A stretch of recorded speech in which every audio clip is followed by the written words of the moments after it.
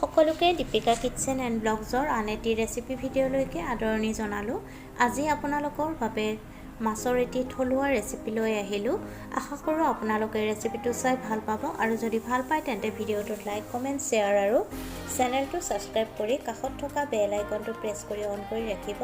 তেতিয়াহে মোৰ আহিবলগীয়া ভিডিঅ'ৰ নটিফিকেশ্যনবোৰ আপোনালোকে সৰ্বপ্ৰথমে পাব আৰু যিসকলে মোক আগতে ছাবস্ক্ৰাইব কৰি মোক সঁহাৰি জনাইছে তেওঁলোকক বহুত বহুত ধন্যবাদ জনাইছোঁ। তেন্তে আহকচোন আজিৰ ৰেচিপিটো আৰম্ভ কৰোঁ।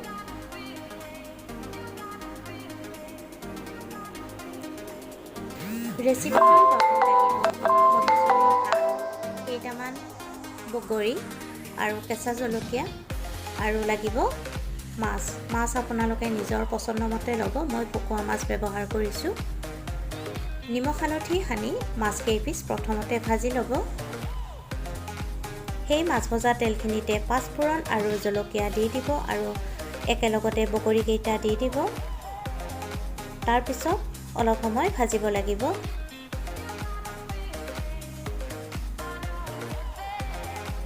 এতিয়া কাটি লোৱা মধুচোলেং শাকখিনি দি দিব আৰু তাৰপিছতো লৰাই শাকখিনি কোমল হোৱালৈকে ভাজিব লাগিব। বহুতেই হয়তো ৰেচিপিটো বনায়, কিন্তু মই আপোনালোকক মোৰ বনোৱা পদ্ধতিটোহে শ্বেয়াৰ কৰিছোঁ।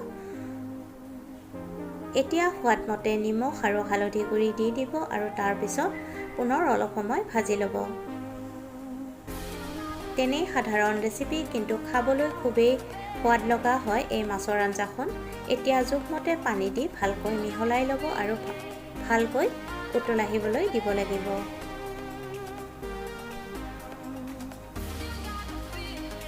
ভালকৈ উতল আহিলে তাত ভাজি ৰখা মাছ কেইপিচ দি দিব।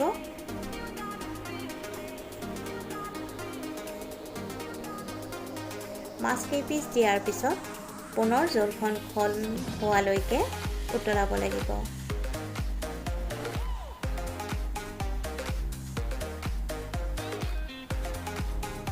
এয়া দেখিছেনে? দেখিবলৈ ইমান ধুনীয়া হৈছে।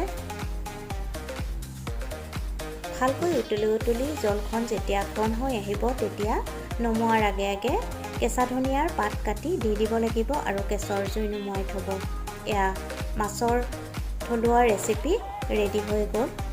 মোৰ এই ৰেচিপিটো চাই যদি আপোনালোকৰ ভাল লাগিছে তেন্তে ভিডিঅ'টোত লাইক কৰিব, কমেণ্ট কৰিব আৰু যিসকল ভিউৱাৰ্ছে প্ৰথমবাৰৰ বাবে চেনেলটো চাইছে প্লিজ চেনেলটো ছাবস্ক্ৰাইব কৰি কাষত থকা বেল আইকনটো প্ৰেছ কৰি অন কৰি ৰাখিব। পুনৰ উপস্থিত হ'ম আন এটি নতুন ৰেচিপি ভিডিঅ'লৈ। আজিলৈকে আহিলোঁ। ধন্যবাদ।